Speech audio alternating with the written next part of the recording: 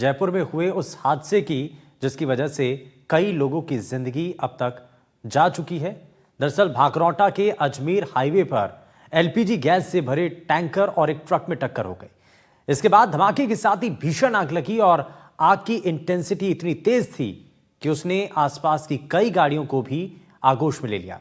करीब 42 लोग आग में झुलस गए, जिन्हें इलाज के लिए एसएमएस अस्पताल में भर्ती जरूर कराया गया, लेकिन अब तक इस मामले में 11 लोगों की दुखद मौत हो चुकी है।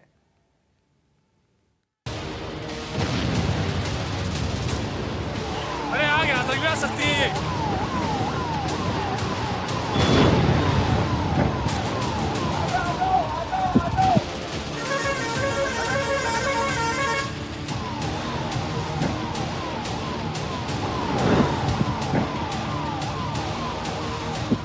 जयपुर में भांकरोटा के अजमेर हाईवे पर एलपीजी गैस से भरी टैंकर और ट्रक में टक्कर हो गई, जिसके बाद धमाके के साथ ही भीषण आग लग गई।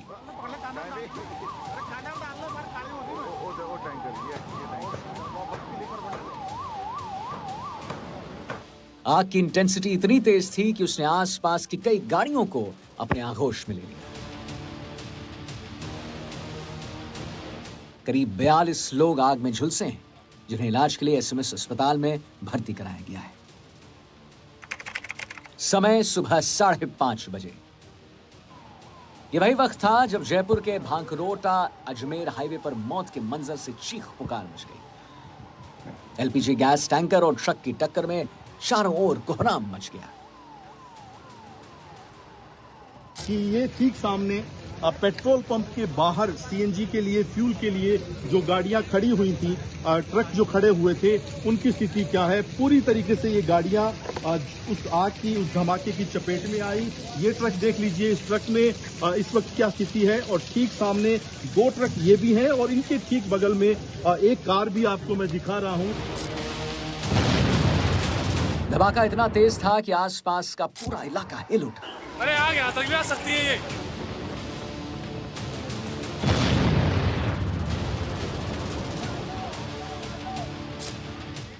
चूंकि टैंकर में एलपीजी गैस भरी हुई थी, लिहाजा उसका फैलाव जहां जहां तक हुआ, आग वहां वहां तक फैलती गई।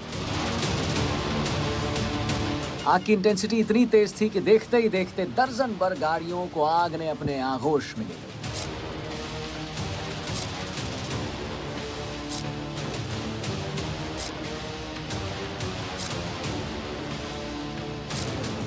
आग की लपटें इतनी तेज थी कि जिसने भी देखा उसका दिल दहल उठा।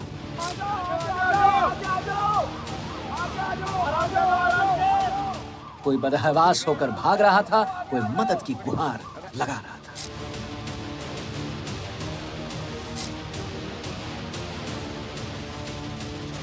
जब तक लोगों को कुछ समझ आता, तब तक 40 से ज्यादा लोग आग की चपेट में आ चुके थे। आग के तांडव और उसमें झुलसे लोगों को देखकर हर किसी का कलेजा कांप उठा।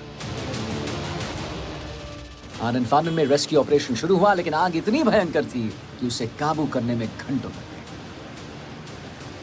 इन तस्वीरों को देखकर आप भी आग के तांडव का अंदाजा लगा सकते हैं।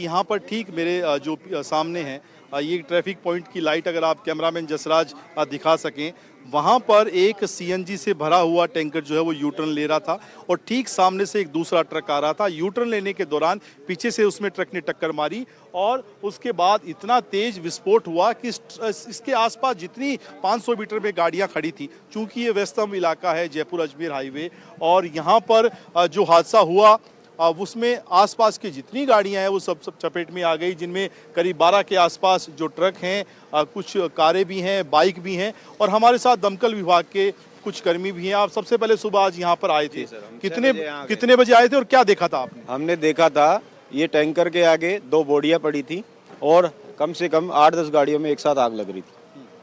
हाँ, तो ये बहुत बुरा मंजर था उस टाइम देखने का, और सभी जगह आग लगी हुई थी। सुबह सबसे जो पहले दमकल की गाड़ियां पहुंची थी उनमें से एक हैं और अब इस पूरे इलाके को कैसे सुचारू किया जाए और उस सीएनजी पंप को भी हटाने की कवायद वो शुरू होगी।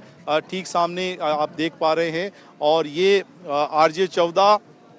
RJ14 जरा आप देखिए, अर्टिगा गाड़ी RJ14 TF4950 इसके नंबर हैं और इस गाड़ी के भीतर कुछ भी ऐसा नहीं बचा है जो जिसको कहा जा सके कि वो जिसको हम कुछ पॉजिटिव वे में दिखा सके। घटनास्थल के पास ही एक सीएनजी पंप थी। वहां पर बड़े बड़े ट्रक खड़े थे, इसीलिए ज्यादा गाड़ियों में आग फैली।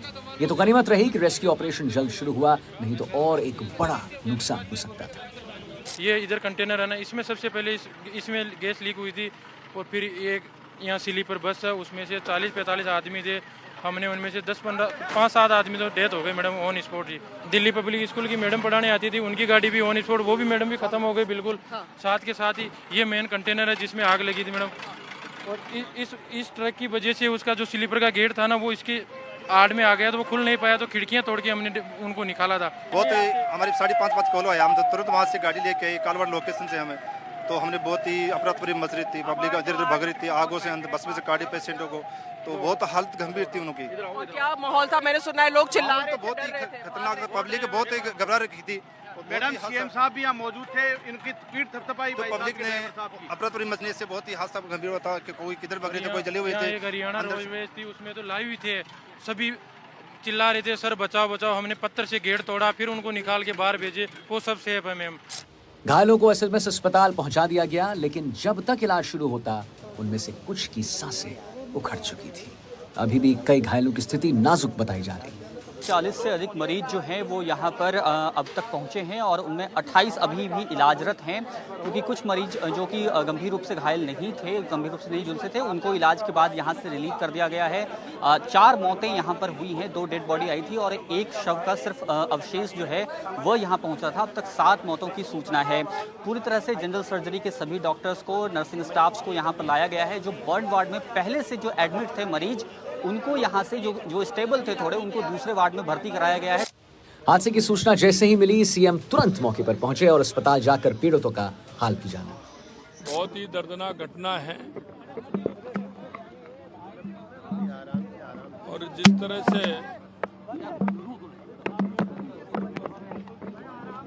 ये घटना हुई है,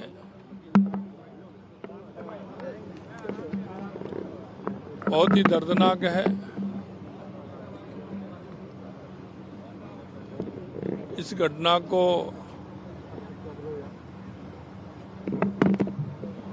एक जिस तरह से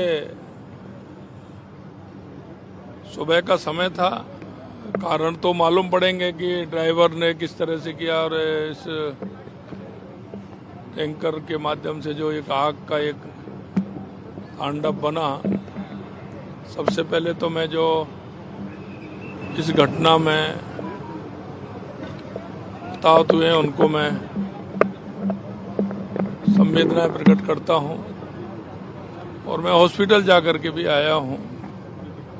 मैंने सभी हॉस्पिटल में सभी अधिकारियों को, वहां के उन सबको कहा है कि सबको तुरंत प्रभाव से लिया जाए और पहले उनका इलाज किया जाए जो इंजर्ड है। बताया जा रहा है कि एलपीजी से भरा टैंकर अजमेर से जयपुर की ओर जा रहा था। डीपीएस स्कूल के पास जैसे ही वो यू टर्न ले रहा था, दूसरी ओर से आ रहे ट्रक ने उसमें टक्कर मार दी। हादसे की असल वजह क्या है और चूक कहां हुई, इसकी जांच अब पुलिस कर रही है। मैंने देखा है कि जो भी यहाँ पे गाड़ी थी, जो हमने चश्मदीद से बात किया, वो कह रहे हैं कि गाड़ी पूरा स्टॉल हो गया। एक रोडवेज बस था यहाँ पे जिसमें आग लग गया। इन्होंने शीशा तोड़ तोड़ के लोगों को निकाला है और लोग जलते हुए रोड पे भाग रहे थे। वो एकदम से सारे जो आग इधर से गैस लीक हो गया, एकदम से आग लग गई। तो अभी वो हमारा फोरेंसिक्स टीम जो आया है वो बता पाएंगे कि आग का डायरेक्शन किस तरफ था, कैसे घटनाक्रम का एक्चुअल क्या है, अभी पता चल जाएंगे। अभी जो ट्रैफिक है वो कहाँ से डाइवर्ट किया जा रहा है, क्योंकि ये लोगों के इससे जुड़ा इन्फॉर्मेशन है, और कितना देर बंद रहेगा? महिला कट से हम डाइवर्ट किया हुआ है, एक महापुरा से डाइवर्ट किया हुआ है, एक नरसिंहपुरा पुलिया से डाइवर्ट किया। जो अजमेर साइड से जो आ रहा है गाड़ियाँ, उनको सब हम रिंग रोड से डाइवर्ट करके जयपुर जाने वाला ट्रैफिक है वो टोंग रोड से सीतापुरा होके जाएंगे। दिल्ली जो जाना है वो वहाँ पे बगराना से दौसा होके जाएंगे। तो मतलब यहाँ इस स्ट्रेच को अभी 2-3 घंटे बंद रहेगा। इस स्ट्रेच में एक साइड बंद रहेंगे, वो आपके लेफ्ट साइड में जो स्ट्रेच है वो बंद रहेंगे। हम जहाँ हम अभी खड़ा है ये अभी 15-20 मिनट में हम खोल जाएंगे। ठीक है। और पूरा अगर हम जायजा लें तो कितनी गाड़ियों को नुकसान हुआ है? कैजुअलिटीज बता रहे हैं कि 7 और भी ज्यादा हो सकता है क्योंकि सिवियर बर्न इंजरीज है। वो अभी हॉस्पिटल में जो स्थिति है उसके बारे में आपको वहाँ से डॉक्टर से बात करना पड़ेगा। यहाँ पे around 30 vehicles have been affected. हादसे की जांच होगी, रिपोर्ट भी आएगी, लेकिन कुछ सवाल ऐसे हैं जो सुलग रहे हैं। मसलन ऐसे ज्वलनशील गैस टैंकर के लिए अलग लेन की व्यवस्था कब होगी? यू टर्न के पास साइन बोर्ड क्यों नहीं था? ट्रैफिक लाइट भी खराब क्यों पड़ी हुई थी? यू टर्न के पास कोई स्पीड ब्रेकर क्यों नहीं था? ये ऐसे सवाल हैं जिन पर जिम्मेदारों को काम करने की जरूरत है, तभी ऐसे दर्दनाक हादसों को रोका जा सके। हर्षा सिंह, सुशांत पारिक, वीरेंद्र शेखावत के साथ सोमू आनंद, NDTV, जयपुर।